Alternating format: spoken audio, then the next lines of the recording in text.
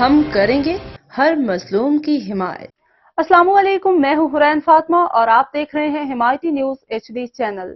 نظر ڈالتے ہیں آج کی اہم خبروں پر۔ قدیمی قبرستان پہ قبضہ مافیا کا دھاوا، پولیس اور مقامی ادارے خاموش۔ کراچی ضلع ملیر کے علاقے بینس colony Qasim town road number 5 پہ واقع قدیمی قبرستان کو قبضہ مافیا کی جانب سے ہتھیانے کی کوشش۔ رپورٹ کے مطابق قبضہ مافیا نے سیوریج کے نالے کو بند کر کے قبرستان کی زمین پہ غیر قانونی پلاٹنگ شروع کر دی۔ مقامی افراد نے شکایت کی ہے کہ پولیس اور دیگر اداروں کو جعلی کاغذات دکھا کے گمراہ کیا گیا۔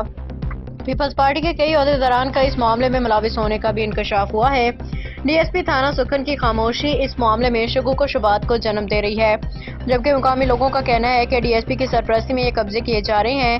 قبضہ مافیا کے نمائندوں نے دھمکی آمیز رویہ اپناتے ہوئے کہا کہ ان کے اقدامات کو روکنے والا کوئی نہیں۔